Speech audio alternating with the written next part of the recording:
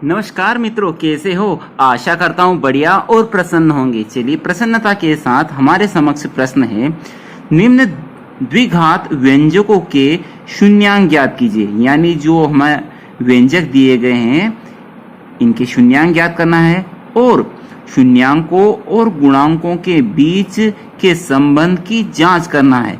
यानी हम जो शून्यांक प्राप्त करेंगे उनमें और जो दिए गए व्यंजक के गुणांकों में हमें संबंध स्थापित करना है। चलिए पहला प्रश्न हल कर लेते हैं। पहला क्या है? X square minus 2x minus 8 यह व्यंजक दिया है। माना px, इसको px मान लेते हैं कि x square minus 2x minus 8 ये px है। ठीक, देखिए इसके हमें गुणनखंड करना पड़ेगा। गुणनखंड करने के लिए हमारी मेथड क्या है? इस वाले हिस्से और इस वाले हिस्से को गुणा कर दीजिए तो क्या आएगा इसका हल? Minus 8x square. ठीक है, और मध्य में क्या है? बीच में है माइनस के 2x। तो हमें ऐसी संख्या पता करना है जिनका गुणा क्या आए? 8x स्क्वायर, और जोड़ या घटाओ क्या आए? 2। तो कौन सी ऐसी संख्या है जिसका गुणा 8 आता है? 4 एकम 4, 4 दूनी 8। दूसरी है कोई? 8 एकम 8, परंतु 8 और 1 का योग 9 आता है, या 8 में से 1 घटाएं तो 7 आता है। यानी यहां पर वह सही नहीं बैठेगा। तो क्या कौन सी संख्या हो सकती है? वो 4x और 2x। ठीक है, यानी 4x और 2x। अब देखिए यहां पर निशान हमें माइनस लाना है, तो घटाएंगे तभी 2 आएगा। 4 में से 2 घटने चाहिए, तो निशान भी माइनस का रखना है। तो बड़े वाला भैया माइनस का रहेगा और ये प्लस का रहेगा। असमान चिन्ह है तो घटेंगे भी सही, और निशान किसका रहेगा? ऋण का। ठीक है, इनका गुणा हो जाएगा। तो 4 एकम 4, 4 दूनी 8, और माइनस के 8x स्क्वायर आएंगे, और यहां पर 4 में से 2 जाएगा तो माइनस के 2x। तो देखिए इस माइनस के 2x के स्थान पर मैं यह चीजें लिख सकता हूं, बिल्कुल लिख सकता हूं। तो देखिए यहां पर X square as it is, ये जो बीच का भाग है ना, इसके स्थान पर ये लिख देता हूं। बात तो वही है ना।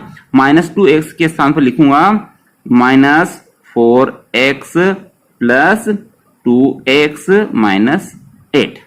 ठीक, अब इस वाले हिस्से को देखिए, ऐसी कौन सी चीज है जो उभयनिष्ठ यानी कॉमन है?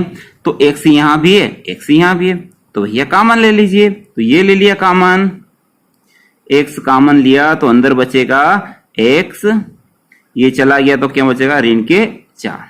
ठीक, अब यहां पर क्या उभयनिष्ठ है? तो 2 यहां भी है, 2 इस 8 में भी है। 8 में कैसे है? तो 8 में ऐसे है, 8 को लिख सकता हूं 4 गुणित 2। ठीक है, यानी 2 है, तो 2 कॉमन ले लेंगे तो यहां से बचेगा x, और यहां से बचेगा 2 चौक 8 यानी 4। यहां भी x माइनस 4 है, x माइनस यहां भी 4 है, तो इसका मतलब हम सही दिशा में जा रहे हैं। तो यहां और यहां से आप x माइनस 4 कॉमन ले लीजिए। ठीक है, तो अंदर क्या बचेगा? x धन 2। ठीक है, ये हो गया हमारा गुणनखंड। अब इसको हमने क्या मान रखा है? px मान रखा है, तो px के शून्यंकों के लिए क्या करना पड़ेगा? हमें इस px के बराबर 0 रखना पड़ेगा। यानी इसके बराबर 0, यानी x माइनस 4 और x धन 2 बराबर क्या आएगा? 0, क्योंकि इसको क्या मान रखा है हमने? यही, और इससे ही प्राप्त हुआ है यह। ठीक है, तब इसके बराबर भी 0 और इसके बराबर भी 0, तो x ऋण 4 बराबर 0, तो x बराबर कहीं आएगा? तो ऋण 4 का पक्षांतर किया तो धन 4 हो जाएगा। और यहां पर x धन 2 बराबर भी 0, तो x बराबर क्या आ जाएगा? ऋण के 2। ठीक है, तो हमारे शून्यांक आ गए हैं। क्या आया है? 4 और ऋण 2। अतः x square minus 2x minus 8 के शून्यंक क्या होंगे, 4 व ऋण 2 है। ठीक है, शून्यंक हमने ज्ञात कर लिया है। आगे क्या पूछा था, आगे पूछा था कि इन शून्यंक को और जो व्यंजक दिया गया है इनके गुणांकों के मध्य संबंध स्थापित करना है। गुणांक कौन, देखिए एक्स स्क्वायर का गुणांक कौन है, 1 है, एक्स का गुणांक कौन है, ऋण 2 है, और अचर पद क्या है, ऋण 8। ठीक है, इनके मध्य हमारे शून्यांकों के बीच संबंध देखना है, संबंध की जांच करना है।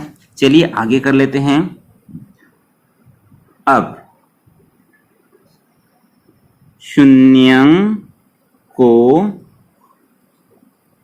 का योग, शून्यंकों का योग, शून्यंक यदि अल्फा और बीटा है तो उनका योग क्या होगा, अल्फा प्लस बीटा।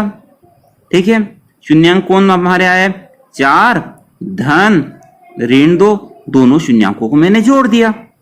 ठीक, तो क्या आएगा, 4 में से ऋण 2 गए तो क्या बचेगा, 2 आया। यहां तक ठीक है।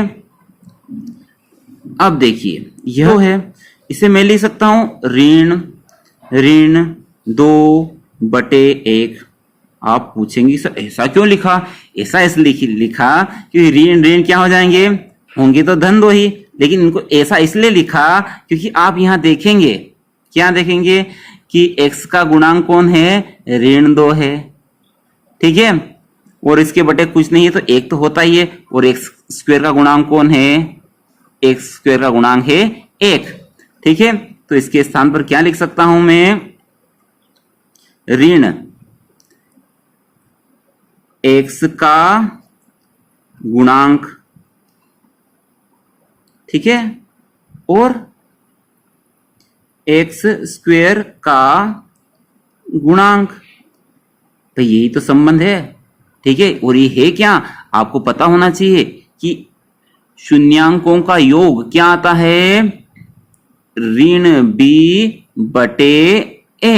ऋण b कौन होता है, x का गुणांक, और a क्या होता है, एक्स स्क्वायर का गुणांक। बिल्कुल हमारा सही प्रश्न है, शून्यांकों और गुणांकों के बीच यह संबंध हो गया। अब इनका योग देख लिया, अब इनका देख लेते हैं हम गुणा। शून्यांकों का गुणनफल क्या आता है, कर दीजिए गुणा। पहला शून्यांक 4 है, गुणित ऋण 2, 4 एकम 4, 4 दूनी 8, और धन ऋण क्या है हमारा, ऋण 8। तो आप ऋण 8 आपको कहीं दिख रहा है, बिल्कुल दिख रहा है। अचर पद कौन है हमारा, ऋण 8। ठीक है, तो इसको मैं लिख सकता हूं ऋण 8, इसके बटे कुछ नहीं तो 1, तो ऋण 8 क्या है, अचर पद, और 1 क्या है, एक्स स्क्वायर का गुणांक। ठीक है, और वास्तव में ये है क्या, तो ये है हमारा c बटे a, जो कि सूत्र भी है, शून्यांकों का गुणनफल क्या होता है, c बटे a। बिल्कुल सही हो रहा है हमारा। इसका मतलब अतः शून्यांकों व गुणांकों के मध्य संबंध की सत्यता प्रमाणित होती है। ठीक है, यह था आपका प्रश्न। कभी कभी इस प्रकार के प्रश्नों में सिर्फ शून्यांक ही पूछे जाते हैं, तो सवाल यहां तक ही करना है। यदि पूछ ले कि भाई शून्यांकों और गुणांकों के मध्य संबंध स्थापित करना है, तो संबंध स्थापित कर दीजिए। अधिकतर आप जैसे ही योग करेंगे तो ये ऋण b बटे a के बराबर ही आएगा, और ऋण b बटे a क्या है, आपके व्यंजक है उसके गुणांक है। ठीक है, आशा करता हूं ये प्रश्न आपको समझ में आया होगा। वीडियो अच्छा लगा हो तो लाइक कर दीजिए, और चैनल पर नए हो तो सब्सक्राइब भी कर दीजिए। जय हिंद, जय भारत, वंदे मातरम।